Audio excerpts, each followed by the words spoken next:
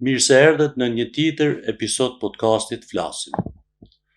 Sot kam ftuar dhe do flasim dhe do bëjmë një bisedë shumë interesante me një person shumë kontrovers në kuptimin e mirë të fjalës, që përveç memeve dhe sarkazmës së tij dhe aktivizimit të tij në shumë fusha dhe sidomos një kritik i pa epur i qeverive, po edhe i opozitës, po edhe i fenomeneve të shoqërisë shqiptare.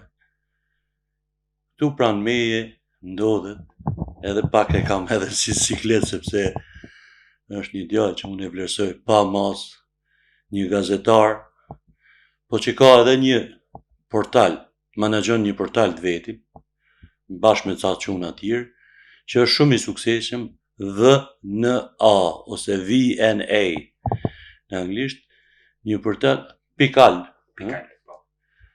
Pra, sot me mund këtu është Gens Sejko, edhe diçka tjetër, që t'jemi mrena kornizës që i pranon podcasti. Sejko, Mimi Sejko, ky djali vjen nga një familje me tradita, një familje me intelektual, po që në kohën e përparme të qoftë largut, ka qenë shumë e përsëtume, e vrame, e sërgjynosme, të gjitha ato që i thot poezia i ka pas kjo familje. Pra, vjen si mirë se erdhe dhe faleminderit që bëret pjesë e podcastit Flasim dhe kënaqësi që je këtu. Faleminderit për ftesën, mirë se gjeta. Do të dalim direkt në temë, pa hyrje shumë gjata dhe pa ashtu. Genci, masifiket laptopi, debatet politike, genci real, genci i reali edhe atëherë, po real mbas këtyre. Në fakt jam fiks, ose më themi pak a shumë ashtu siç më prezantove, ashtu jam edhe në jetën reale. Ajo që shef ato që shohin rrjetet sociale është pak a shumë e genci real. Kur fiket, nëse mund të themi fiket, më thojse sepse si di jeta e rrjetet sociale nuk fiket pothuajse kur, po kur genci mbyllen atë të vetën është genci familjar, genci papai. Cili është genci para se më arë në Angli dhe genci, se besoj se ke shumë vite këtu në Angli, dhe genci sotshëm në Angli, apo ka ndryshim apo jo? Përveç thinjave që duken, kam 28 vjet këtu. Në fakt betejë e madhe ka qenë gjithmonë mundimi i madh ka qenë gjithmonë që mos më ndryshu shumë, me qëndru ky që jam. Dhe do thoya që një nga betejat kryesore që ka njeriu në jetë është që të qëndrojë siç është, pavarësisht sfidave që i sjell jeta, sfidave që i sjell koha. Njeriu formzohet me një formë caktuar dhe pas asaj mundohet të ruajë disa vlera që për cilat nga njëherë disave që tash bëhen kompromise. Sot nga ka rrit me një farë mënyre që ka sjellë me një vend ku nuk kemi pas nevojë të bëjmë kompromise të mëdha. Shumë dakord, po prap duhet të gacmojmë ne çik. Po. A mos është pak shablone kjo që thuti, do të thonë, e thojnë edhe shumë të tjerë dhe po duhet të jem shumë më korrekt. Do të thonë genci a ka pranuar ndonjëherë që televiza asaj rrugës vet. Vërteta është ndoshta është shablon. Kjo është për gacmuar që kanë. Jo, pa problem. Ndoshta është pak shablon, po unë nuk besoj se kam qeduar në ato që unë kam për cilat kam qëndruar. Për një kohë kur para se të ekzistonin rrjetet sociale, nuk është se kishe shumë pesh fjala që mund të thuaj, sepse në fakt nuk ishte platforma ku mund dëgjoj. Momenti i krijimit të këtyre rrjeteve sociale, hapjes të hapësirës publike, që shkon përtej kufive tani, i ka ekspozuar disa njerëz shumë më shumë se sa mund të kishin pas mundësi në kohë tjera. Përplasjet tona me atë sistem janë shumë të vjetra, datojnë që në vitet 60. Dhe qëndrimet e mia, unë isha fëmijë, nuk mund të them se kam bënë heroizëm. Por në fillimet e lëvizjes të lëvizjeve demokratike, domethënë, ne kishim të ndërtuar brenda strukturës tonë, ndoshta nga bisedat që ndëgjoshim brenda familjes, një urrëtie për atë sistem. Dhe ishte një urrëtie që edhe ne si fëmijë e shprehnim, ose unë këtë rast e shpreha. Deri në pikë sa që ti më ma e thishin në shkollë, se ne ishim fasi ishim shkollë, e thrisnin në shkollë dhe thoshin që qa flisni në sytë këtyre fëmijëve, kupton se kanë një urrëtie të papame domethënë për sistemin, bëni kujdes. Pra, vazhdoj të jem i njëjti rebel, si atëherë edhe tani. Këtu rrim pak, po ky idealizmi vjen nga backgroundi jot, nga zhvillimet në Shqipëri, apo nga ajo që i je brumos, pra? Nuk mund të themi se nuk mund t'i ndajmë, domethënë. Mendoj që në fëmijëni, domethënë jemi ndërtuar, kemi njeriu fillon të ndërton atë karakterin e vet. Dhe fillon ndahen të mirën nga e keqja, dhe të drejtën nga ajo që është e padrejtë. Dhe kur arrin këtë, fillon të krijon këtë lloj pjekurie që t'jep mundësi ty që ta shohësh botën në mënyrë të caktuar. Jam shumë dakord deri këtu, po shumë gazetarë, njerëz të mediave, jemi këtu për të flasim, edhe mos ma merr edhe për ters, po disa gjëra duhen thonë. Në kuptimin e disa njerëzve kanë deviju nga rruga, ndoshta edhe për arsye tjera, ndoshta edhe kështu. Pyetja ime konkrete, nga të lindi kjo ideja e memeve, sepse ato memet tua nuk ka nevojë katër rreshta, apo ato e thojnë sikur me pa lexuar një roman. Edhe nga të erdhi frymëzimi dhe nga të vinë këto memet, po edhe shkrimet, qoftë edhe statuset e tua. Tani, e para mund të them, ndoshta një nga pyetjet mund të ishte pse memet. Po, pse memet, exactly, mirë e ke. Pse memet mund të ishte një nga pyetjet. Jo, nga të erdhi e kam. E kuptoj, po jo, memja në vetvete është një mënyrë komunikimi. Dhe me keqardhje mund ta themi që një nga arsyet e në thojza suksesit që kanë pas ato meme që mund të kenë bëhen, vjen nga fakti që ne lexojmë.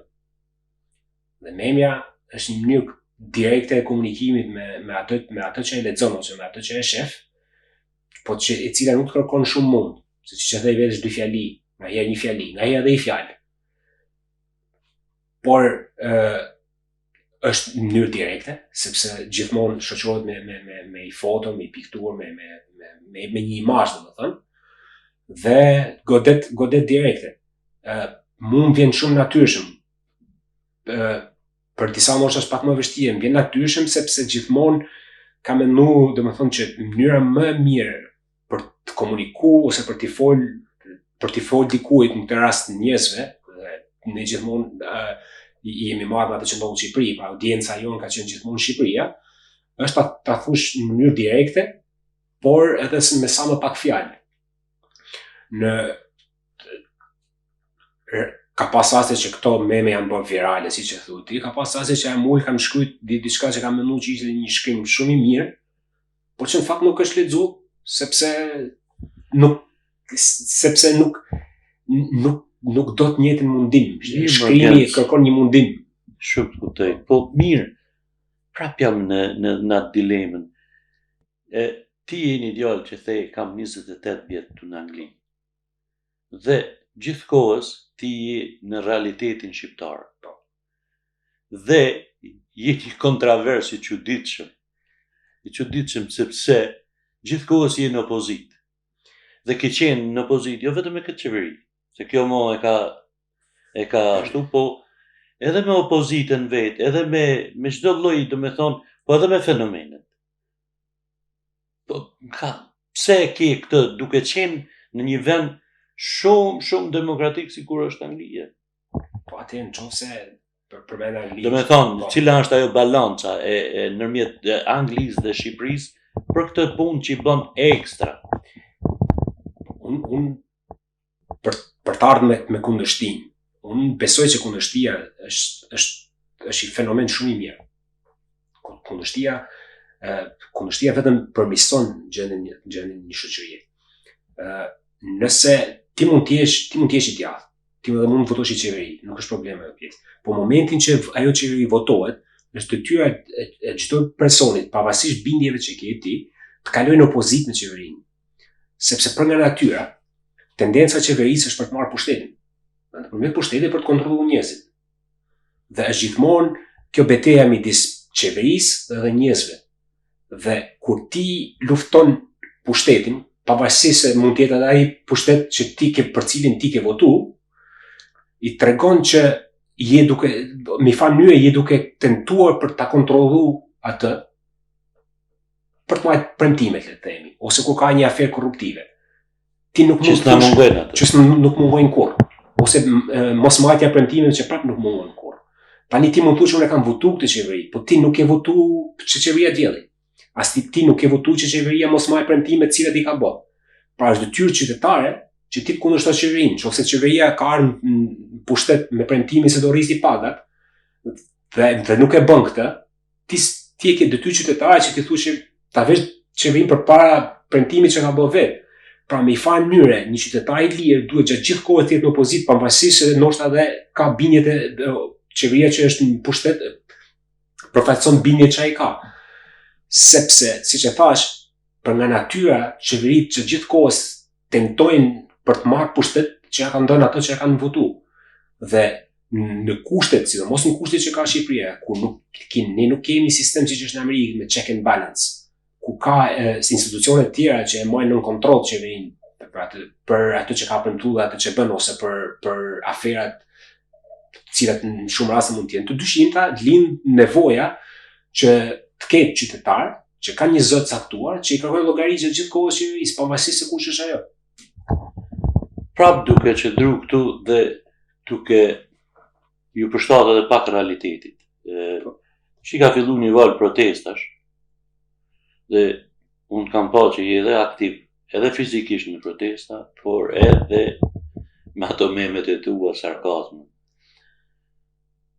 Si e komenton paka shumë këtë punën e protestave dhe cilat mendon që do jetë zgjidhja ose ajo si pas Gencit. Po, më falë që po zgjatë pak, po unë e maj men një bisedë para ca ditëve që i bon parakisht, më the shembullin e Cornwallit, të brutit me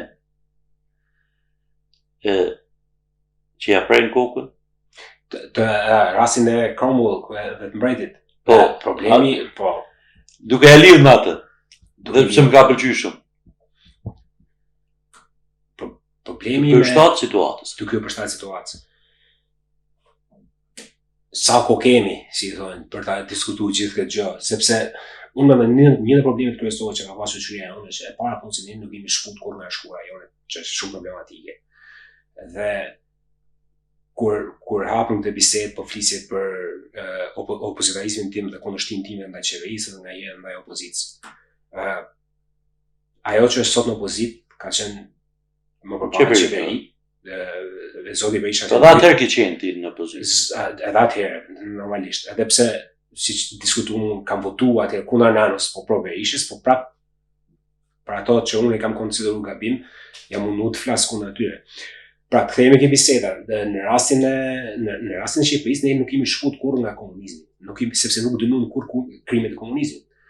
Nuk kompensuam kurrë të persekutuar politik. Ne solëm pushteti partitë tjatë që nuk i ktheu prona për narme. Dhe ndërtoj gjithë këtë rrëmuj, dhe gjithë këtë katrahur që është sot, me pronat, me mbivendosin mbi prona, me falsifikimin e papive e tjere. Më ndoshta ishte edhe pa njoftësia, edhe pa... Dakord, po pa njësi mund të justifikojmë ndoshta në fillimet e viteve 90 dhe 97-98, po mandatin e dytë, ku dy janë qeverisje, nuk u bë as minimalisht kompensimi i pronave, as dënimi i krimeve të komunizmit, as dekomunistizimi i shoqërisë shqiptare, as vazhdojmë akoma me simbolet e komunizmit, vazhdojmë akoma me duke glorifikuar figurën e diktatorit. Dhe gjitha këto kanë qenë mundësi reale për të bërë. Ndoshta disa çështje pone mund të qenë shumë e komplikuar. Po siç e shohim pas ka pas lek sa dush, me miliarda ka sekuestu Spaku vetëm ditët e fundit, diskutohet diçka rreth 700 milionë euro. Pra pas ka pas lek Shqipëri sa dush, paktën nosa po nuk ja kthehej do të pranoj, po do të kompensohesh. Jo, po themi domethënë që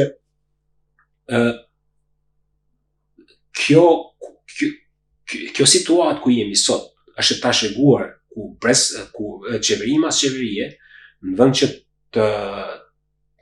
të shohet për të bërë diçka për të korrigjuar gabimet që mund të ketë bërë qeveritë pasardhëse, paraardhëse kanë vazhduar shembullin e tyre në raste të tjera dhe e kanë thelluar edhe më tepër këtë problem. Dakor, po flasim pak edhe për këtë protestet.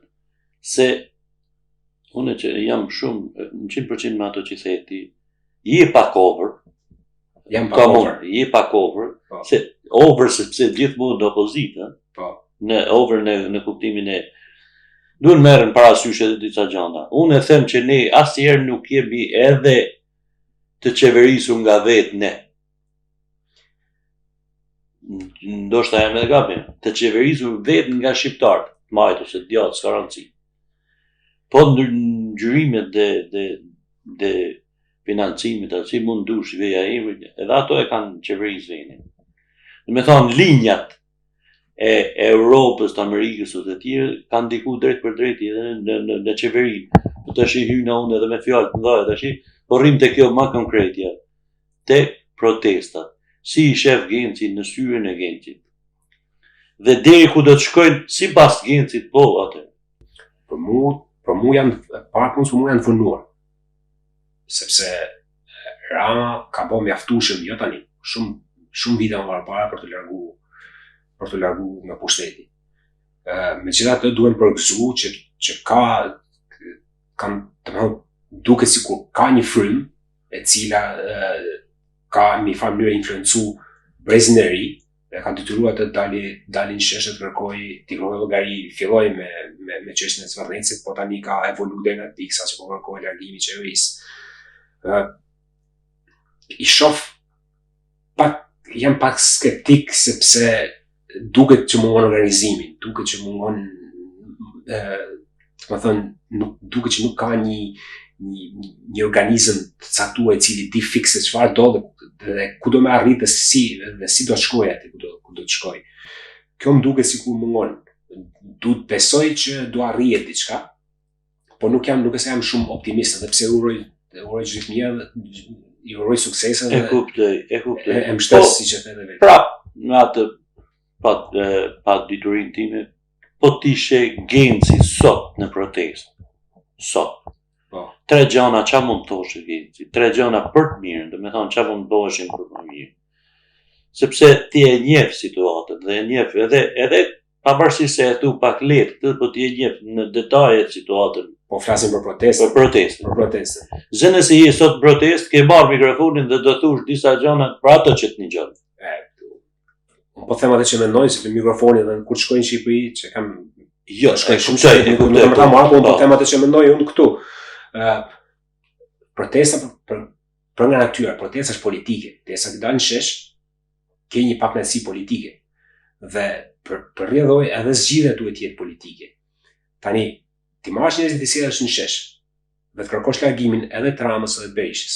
Po në njëjtën kohë mos lejosh ose mos pranosh as zëra që kërkojnë ngritjen e një lëvizje të re politike, sepse në fundit zgjidhja do jetë politike, nuk mund të jetë revolucionare. Për shembull, nuk pëlqen kjo ideja e kësaj revolucionit.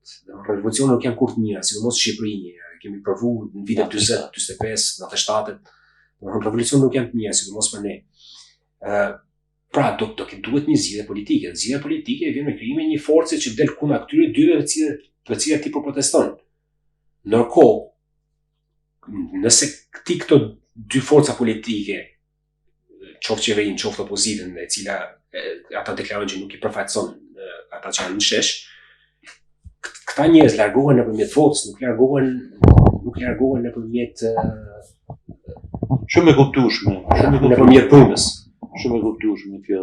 Pra, do nevojit në gjykimin tim, mendoj që nga kjo protestë duhet dalë një lëvizje politike e cila kërkon ndryshimin e sistemit ekzistues, nevojitet organizimi për krijimin e një kësaj force. Normal duhen figura të caktuara që të cilat kanë demonstruar ndër vite që qëndrojnë për ata që besojnë. Do kisha dashur të shifja një përbashkim, një spekti sa më të gjerë i gjithë këtyre që kundërshtojnë qeverisin e këtyre 3 dekadave, paktën 3 dekadave të fundit, dhe përgatitjen për atë që ata kërkojnë, sepse po kërkon largimin e qeverisë, por largimi i qeverisë domosdoshmërisht çon për periudhë shumë të shkurtër për cilësitë të parakoshme. Sa gati është pak e butë. Po, ndoshta që shkallë ndezur. Dalim pak të genci familjar. Po. Si është genci, si baba, si pse ta bëj këtë pyetje, se në fund fundit ne jetojmë në një vend tjetër dhe në fund fundit derën tonë e mshel ti në darkë. Po. Dhe si është genci, baba, familje, sepse shumë njerëz mendojnë, sepse unë jam shumë falenderues që ti je këtu, se ti s'del nëpër media. Unë e di unë që kam hetë me të marë, po cili janë, mirë është të tregosh njerëz, genci cili është në të vërtetë. Punon? Genci punon.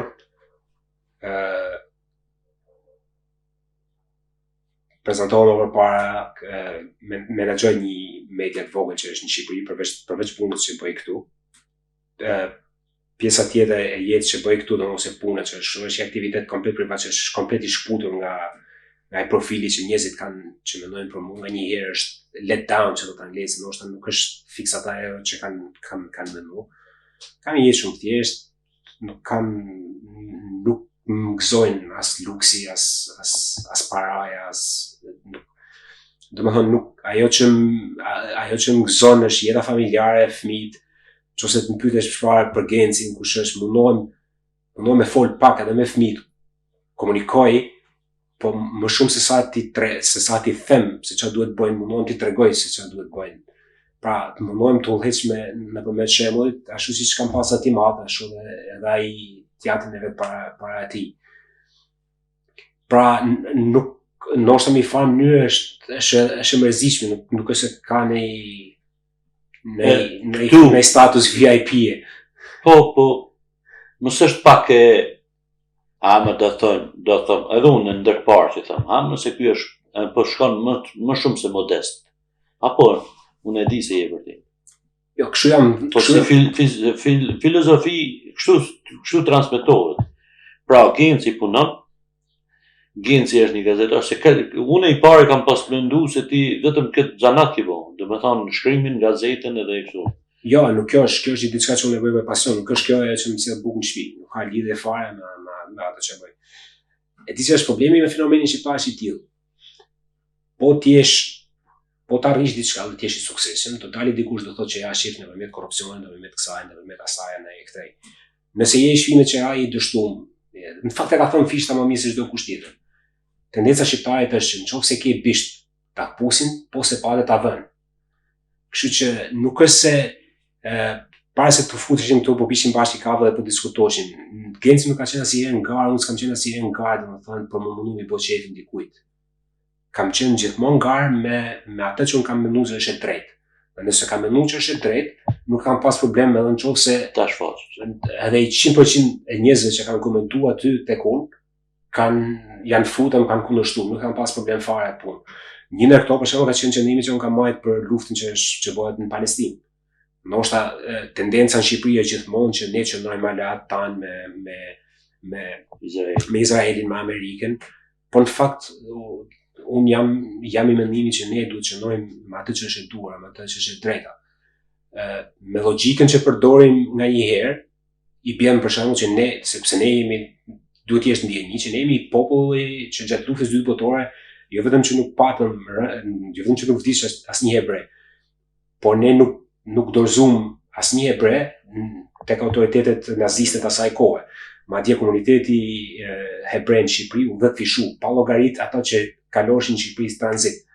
Dhe me logjikën e atyre që nga njëherë më kundërshtojnë mu, i bie që ne na interesonte më shumë të ishim më të fortin. Më i forti atëherë ishte Gjermani, nazizmi, po jo, ne nuk bënte. Ne qëndruam për atë që ishte e drejtë. Dhe mbi ato vlera që kishin parë tanë, duhet qëndrojmë edhe ne sot, duhet qëndrojmë atë që është e drejtë. Alat, absolutisht, Shtetet e Bashkuara të Amerikës, absolutisht janë alat tanë më të mirë. Po nga njëherë duhet i thush edhe mikut. Nëse unë shoh yllin duke bërë diçka gabim, duhet i them yllit që po ndodhesh gabim. Dhe ndoshta kjo është miqësia e vërtetë. Miqësia e vërtetë është aftësia për të dëgjuar ndonjëherë atë që s'do ta dëgjosh. E vërtetë. Prapë rrim këtu te politika shqiptare, politika. Realiteti shqiptar. Po te shoqëria shqiptare. Unë e di se ti shpirtin e ke atje. Mendjen e trup i ke këtu. Po si shpirt, sepse ti udhton shpesh, gati çdo muaj e ke atje. Dhe si e shef perspektivën e Shqipërisë në sytë e Gencit? Por edhe në prizmin politike. Nuk du të them, sepse nga njëherë është klisheke që njerëzit dalin para kamerave, njerëzit dalin para mikrofonit, kanë të tendencën me thënë gjithmonë që gjërat do bëjnë mirë, do lulëzoj, do bëjnë ai këtej. Nuk jam kjo ajo. Ndoshta për nga aty jam pesimist. Du besoj dhe du fort që gjërat përmirësohen, por realiteti në terren tregon që nuk shoqëria shqiptare nuk e ka pjekurinë e duhur për të arritur aty ku duhet, aty ku meritojmë të jemi. Pse e them këtë? Ne kemi normalizuar të keqen. Domethënë, në bisedat që kemi bërë bashkë, ne e konsiderojmë një person të suksesim sepse ai është i pastër, pavarësisht se si e ka arritur atë pasuri. Pra mi farë mënyrë ne kemi normalizuar të keqen. Mrasti shpesh që jep taksi. Legalizimi të keqes. E kemi, po. Legalizimi të keqes. E kemi sepse kemi dhënë vlerë, i kemi dhënë vlerë atij që ka para, atij që ka pushtet, pavarësisht se si i ka arrit paranë dhe pushtetin. Dhe ne e kemi vlerësu. Kemi ul intelektualin, tallemi me të nërshme. Ty të rastisht nuk e dihet ndodh ty, mund ndodh mu shpesh kur jam në Shqipëri që shkon merri taksi dhe ecën, dhe është një distancë gjatë dhe unë nga që për nga aty jam ngacmues, më rastisht që filloj futem biseda dhe i ngacmoj. Dhe flas për çështjet e realitetit që të kohës kur unë qohën të jem aty. Dhe ndodh shpesh që flitet për korrupsionin.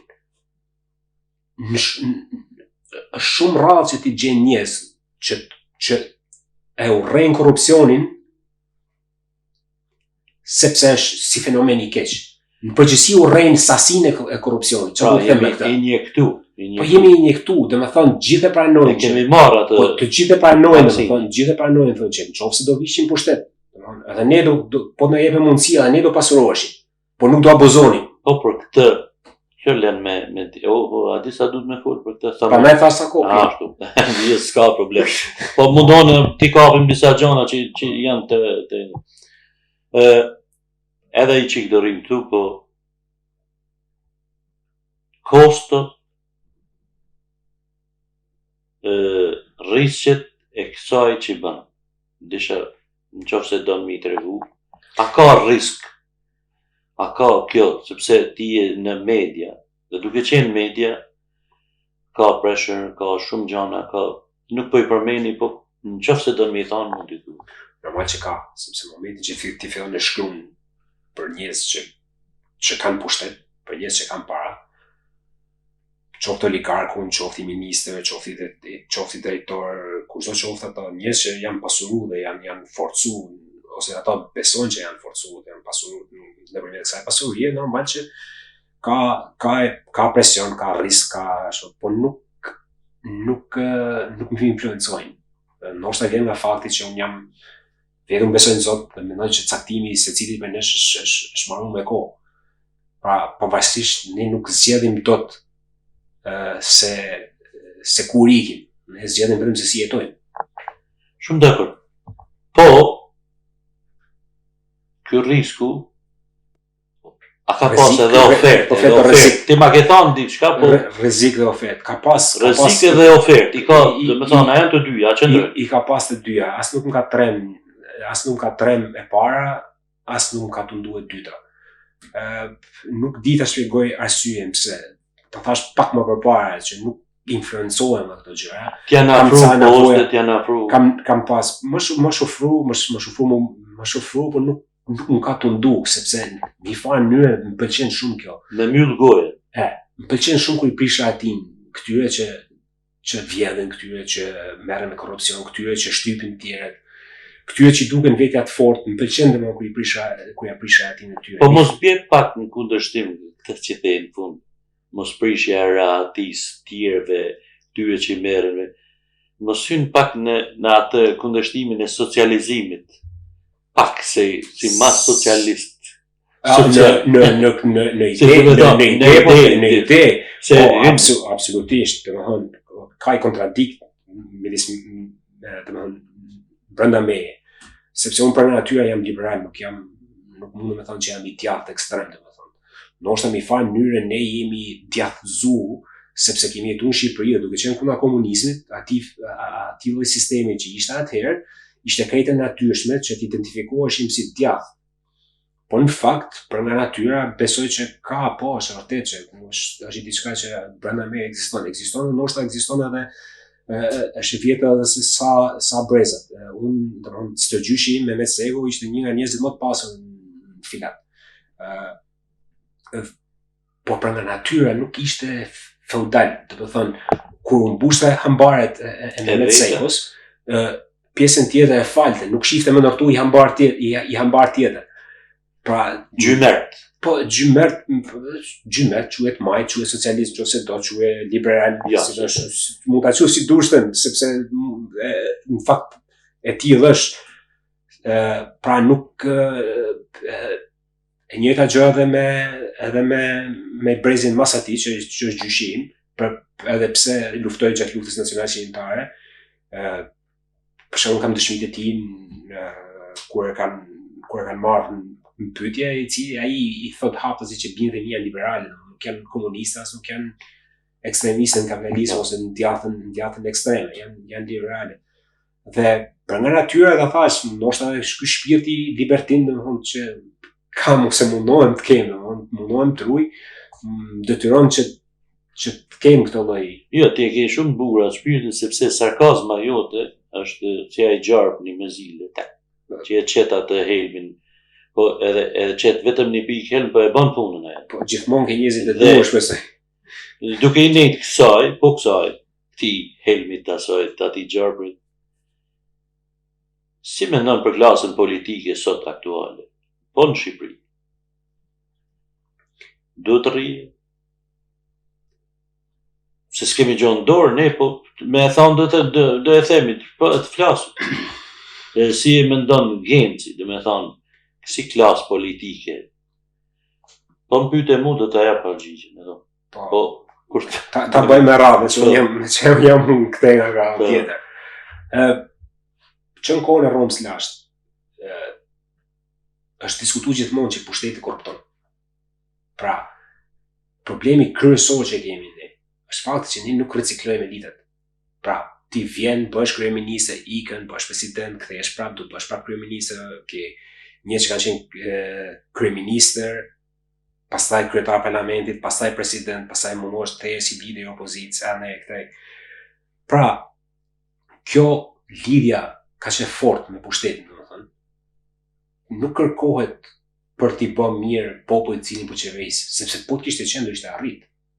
Në 35 vjet janë mjaftueshëm për të kalu tranzicionin që është në Shqipëri është i tezë gjatur. 3 mandate të Ramës ishin të mjaftueshme, nuk ishte nevojë i katërt. Në fakt ai duhet kalonte në 2 ditë. Pra, ky obsesioni që kemi ne me pushtetin dhe disa mundohen të justifikojnë me idenë që duhet me qeverisë për përmirësuar jetën e njerëzve të andaj për mua është nuk duhet të përdor shprehjen, nuk është e vërtetë. Është falsitet komplet.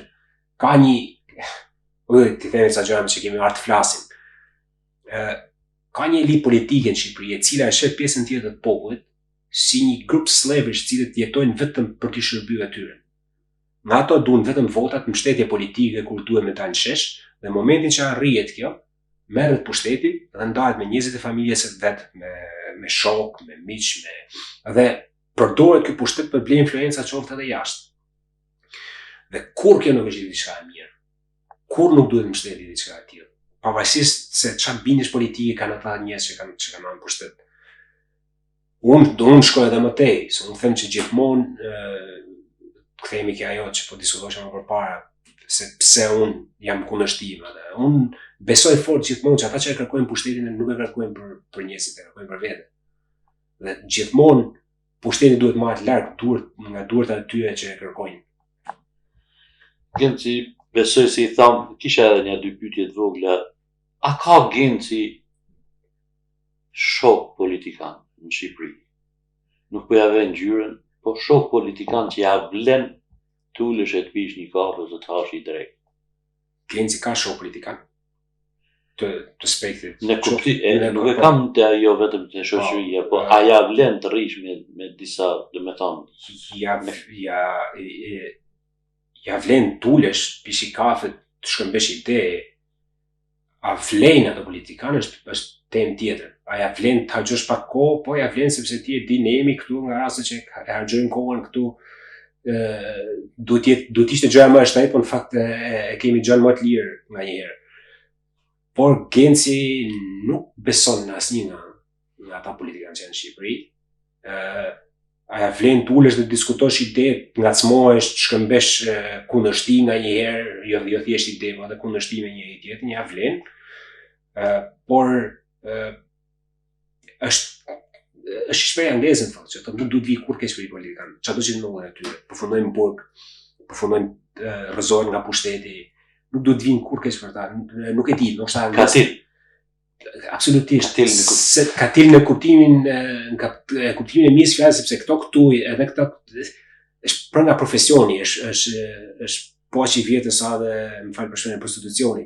Kështu që është dhe janë pak a shumë një lloj, domethënë. Nuk ka nëse dhe s'duhet me të ardhur keq, e vërtet. Nuk duhet me të ardhur keq për ta. Dhe ta mendosh kush a ka me të vërtet, edhe ti vetë po ta mendosh, a ka me të vërtet i politikan Shqipëri për cilin ulesh dhe mendon thu sa keq po bie për këtë. Me ato që i kanë bë popullit vet. Një pyetje, kam e lan politikën, si e shef nga që je i dhe i fushës, si e shef Genci median po në Shqipëri? Atys. Është një shqetësimi më për atë flasim, po. Shqetësimi më i madh që kam unë ndonjëherë, edhe shpesh ulem edhe mendoj këtë, dhe them se si ka që duhet çdo lloj halke të shoqërisë keni në Shqipëri. Flasim për politikën, flasim për drejtsinë, është pushtet. Është pushtet, por në krahun tjetër është pushtet për sa kohë është i lirë.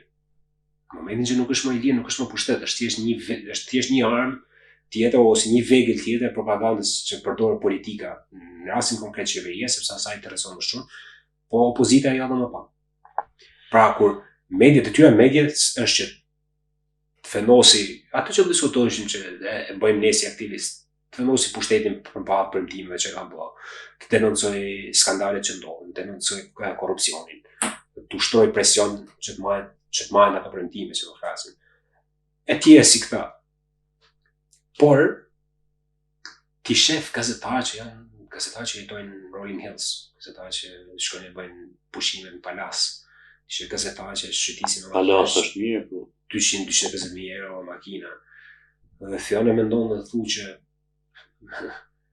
sa vërtet është mesazhi që vjen nga një gazetari e tillë.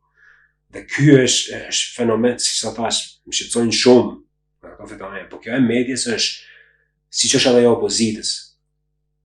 Po kjo e medias është më flagrante, sepse media është Malcolm X që thotë. Supozohet që mbron një pjesë shoqërisë, pjesën më të madhe të Shqipërisë, mbrojtë se ajo kthehet në pikërisht Malcolm X thotë që po mos kesh kujdes atë media, thotë është ka aftësinë që të bëj viktimën duket si mizore dhe mizori duket si viktimë.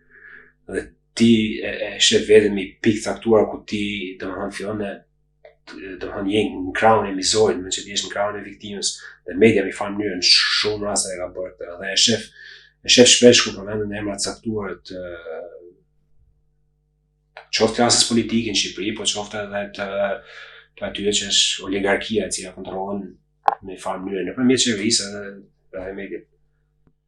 Gjenë që ti largohemi pak e të kthena ka ana jonë tash, ka buka jonë këtu. Ka kjo jona këtu. Ti kjo jona. Genci në Angli dhe genci për komunitetin. Mendje, çfarë thot genci për komunitetin shqiptar në Angli? Si komunitet ne kemi komunitet i ri, domethënë, po ta shohësh, domethënë, mund të themi këto 3 dekadat e fundit është që shqiptarët kanë filluar të vinë në Angli, domethënë në Britaninë e Bashkuar. Në Britaninë e Madhe, më fal. Pra, jemi rreth i flasim për një brez, domethënë. Do thush tani që vetëm negativitet paske.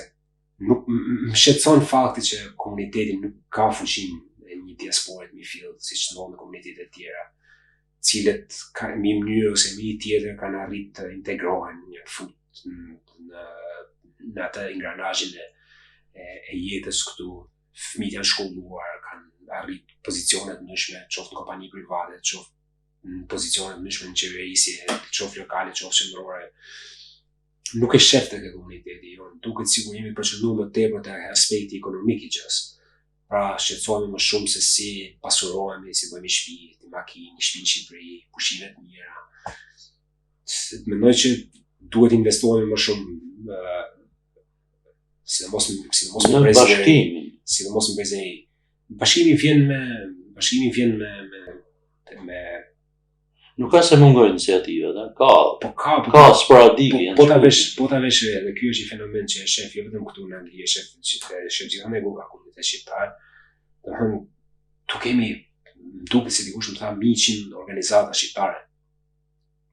S'është pak. Nuk është pak, e di, po ndoshta do ishte më mirë që të lidheshin, të afroheshin një tjetër që kur diaspora të fliste me i zë, në që të fliste 100.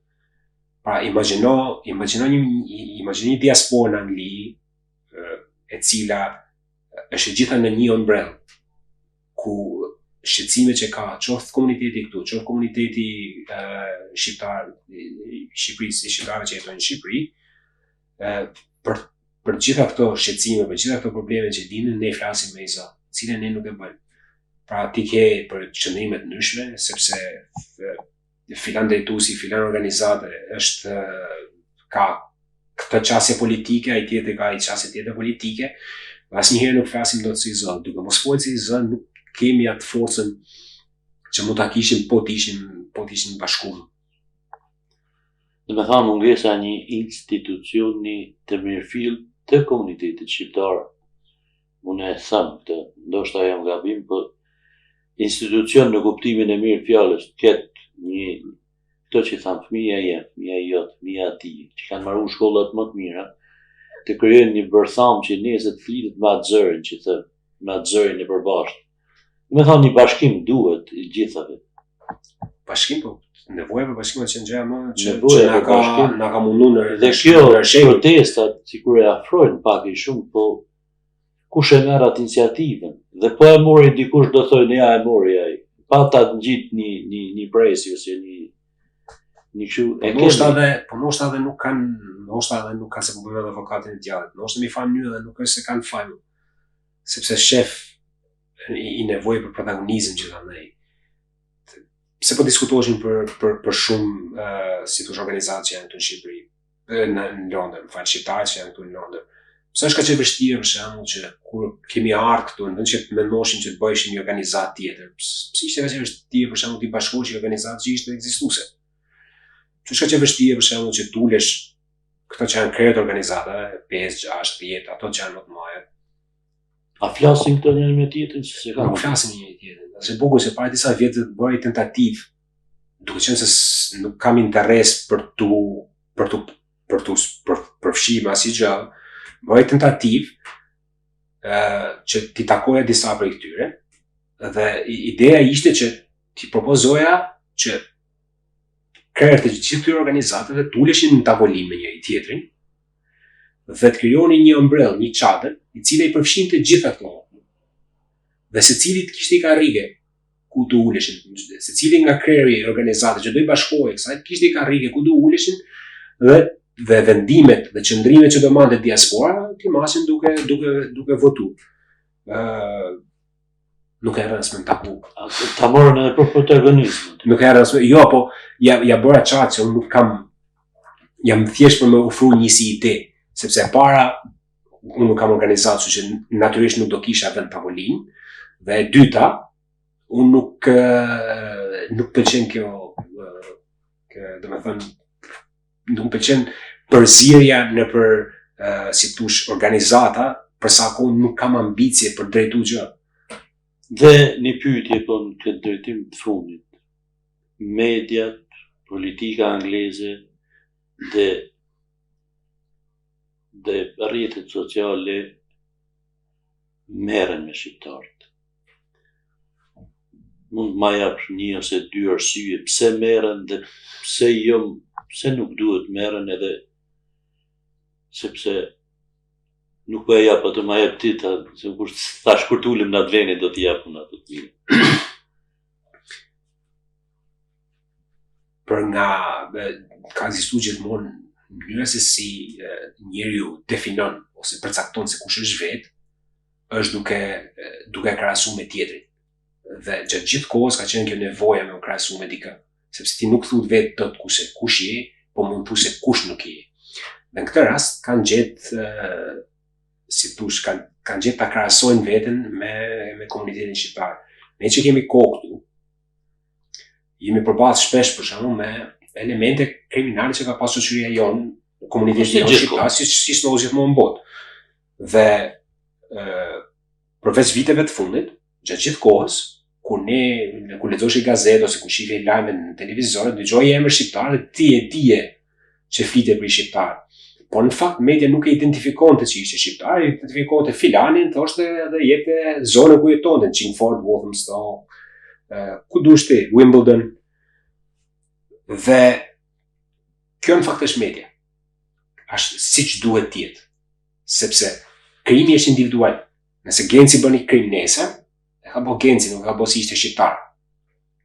Po kjo targa shqiptare është dhe po pra, por është një fenomen relativisht i ri, nuk është diçka që ne e kemi hasur përpara. Po pse vetëm me shqiptar? Po ndodh, po kjo pra. Edhe shumë shpesh. Po ndodh tani pra, sepse po ta shohim në botë në përgjithësi, po sidomos në vendet e perëndimit, Anglia në këtë rast, po ke vende si Hollanda, Danimarka, Norvegjia, ke një rritje të frymës ekstremiste të djathtë, e cila shef çdo problem dhe çdo dështim të shoqërisë tyre tek emigracioni. Dhe zgjidhja, zgjidhja më letë gjithmonë kërkohet shembull. Po kërkohet bëhet dikush shembull, duhet gjehet dikush që të fajsohet për Dakor që ju bëm shembull, po ne mbrojtjen duhet kemi. Kjo prapë, te kjo e kam mund të mbrojtje. Po mbrojtjen si shembull e merr ti, ai e merr. Sepse nuk jemi vetëm ne, ke Pakistan, po ti mbrojtjen Polak, Romon, te thash. Mbrojtjen tjetër kërkon edhe më shumë. Mbrojtjen tjetër kërkon në përgjithësi duhet ta kërkosh nga autoritetet tuaja. Se si mund kërkosh mbrojtje nga një qeveri e cila është përgjegjëse për largimin e 1.2 milion shqiptarëve. Pra, kush pret që të mbrojnë këtë rast? Edhe kthehemi prapë ke ajo që sapo diskutuam. Ti pret që të kesh disa elita të caktuara, njerëz caktuar që kanë arrit majat e shoqërisë ndër vite, të cilët lobojnë në një mënyrë ose në një tjetër që kjo gjuhë mos përdoret, që mos përdoren shqiptarët si kokë turku në këtë rast, domethënë, që është prapë i defekt që e kemi ne dhe të duhet e njohim ne vetes, sepse vetë ne si shoqëri, domethënë në përgjithësi ne si komunitet nuk kemi investuar sa duhet për të krijuar këto elita.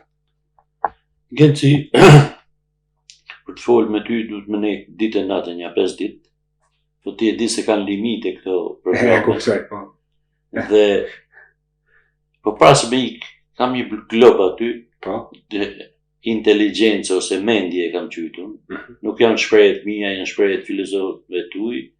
Merë një ose dy edhe du një mendim për ato që do të bjerë aty. Ja, po.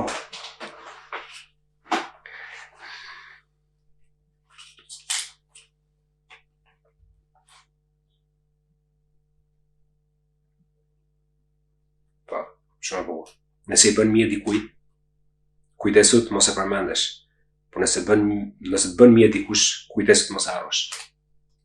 Shumë e bukur. Pra, në fakt, nuk e di kujt ja kanë asociu. s'ka rëndësi.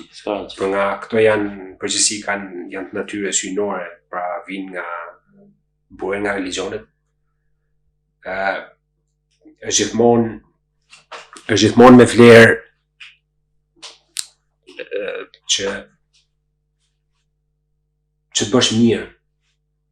Dhe ndonjëherë rezultati i asaj që ti bën ndoshta nuk e shef ndër breza. Me që jemi këtu po tregoj se i shkurtër. Gjyshi im u lëviz, ka qenë gazetar në Tiranë dhe hoqën për atje dhe sollën drejtor të parkut Shkodër, nga ku vjen edhe ky theksi im. Dhe aty ishte drejtor parkut. Dhe një nga shoferët e tij ishte shumë i smur dhe ishte në reanimacion në Tiranë. Për i muj rresh kishin dhënë rrogën dhe atje ishte, siç duket, atje ishte rregull që nuk mund të jepshin më shumë si një muj rrogë. Fliset për vite 60, shumë kohë më parë. Dhe duke shku ke zyra vet, shef duke zbrit poshtë gruan e shoferit, i cila ishte duke shajt normal kishte 3 ose 4 fëmijë, nuk kujtohet fort mirë se sa. Dhe i tregon që kishte marrë rrogën, se s'po do mu qatë shumë, dhe i kishte, domethënë nuk kishte shku për ta shoh dhe kishte shku për të marrë rrogën e dytë, domethënë, dhe nuk kishte thënë që nuk mund të bëhet, sepse rregulli është vetëm një. E mori, i tha hajde me mua jep mbrapa, hypi sipër dhe foli me ata aty edhe i tha që do vazhdoni të jepin rrogën derisa të shërohet dhe dalin nga spitali. Nëse nuk shërohet dhe nuk del dot nga spitali, borxhi që do i ketë kjo do mulohet nga gjithë ne, do e paguajmë që shteti mos të humbi gjëra këtu më. Kthehemi ky mohabet fund viteve 50 ca 60, domethënë, kthehemi në fillim të viteve 90.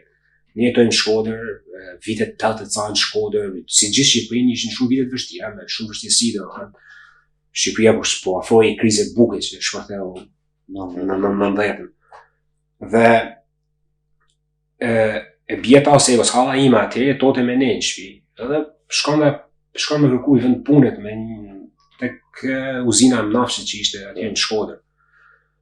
Dhe emri i saj normal me mjemër Seiko, boj lidhja që ishte e bia ta Seikos, dhe po merri parasysh të thënë ta merrin apo mos ta merrin punë sepse ishte e bia e armikut popullit.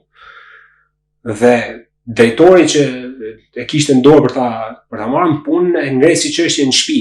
Edhe i thotë që kështu ka ardhur filani apo nuk di çfarë të bëjë, kupton? Edhe ama i kthehet që duhet ta fusesh në punë, thotë. Po pse thotë ai? Thotë sepse i ati i saj, thotë, kur babai jot ishte i smur, flasim 30 vjet më përpara, ka bërë këtë. Desha me të tregu domosdoshmë se si një e mirë transmetohet në breza. Sot do të vijë një ditë, do të vijë i ditë. Do të njeki disi. Dhe ndërmjetësit më të mëdha janë ato që bëhen pa i tregu kujt. Por në krahun tjetër flet edhe për atë të mirësinë që të bëhet. Një tjetër problem që kemi si shoqëri është mos minjoja. Domethënë se si dikush që ka sakrifikuar për ty, ose dikush është mundu për ty, ose është mundu për i ka saktuar dhe jemi gati ta nxjerrojmë direkte. Nuk është diçka e mirë sepse është dekurajuese për disa. Për mua nuk ka ndonjë efekt, po për disa është dekurajuese, por i matra me pas është gjithmonë që mos minjohesh është një ndër vjesët më të këqija që mund të dropi. Gens, e tham edhe çik, por na duhet ta ndërpresim me keqardhje. Unë me zërt kam marrë, kjo kohë është, unë e di që e hoqa me ardhë dhe sinqerisht bje keq, po të falenderoj në mënyrën dhe je i mirë pritur sa herë që të dushti, në këtë tu flasim edhe për ato që s'flasim. Falenderoj ty. Dhe je shumë i nderuar dhe shumë falenderues jam nga Shqiteja. Faleminderit për ftesën. Dhe miru takofshim në emisione të tjera, po ma jep premtimin që do vish. Do vi, premtoj. Se ti s'para del në media, jo se i ki vetë. Nuk dal sepse ai të them qëllimet e mia dihen dhe bëhen publike, nuk ka se mund kemi gjë më shumë. Një meme s'ma the, një meme të fundit që do nxjerrësh ose ma thuj mua, ma bë mua. Jo, memet janë gjithmonë momentit. Jo, është gjithmonë reflektimi i momentit. Nuk kam një në mend, domethënë që ta them tani, por nganjëherë në mod bukrat janë ato që janë edhe më të thjeshta. Më kujtohet ishte mandati i parë i Ramës ose fundi i mandatit të parë, fillimi i dytit, ku filloi të tregoj komplet atë, jo, ka qenë i parë sepse atëherë ishte për burg për çdo gjë. Ishte mandati i parë. Edhe më del parasysh një foto ku kishte taku i plak e cili e kishte marrë në dorë dhe më kishte marrë fytyrën e tij me durët e saj. Dhe po e shifte si thosh një mënyrë glorifikuar. Edhe i them hynore.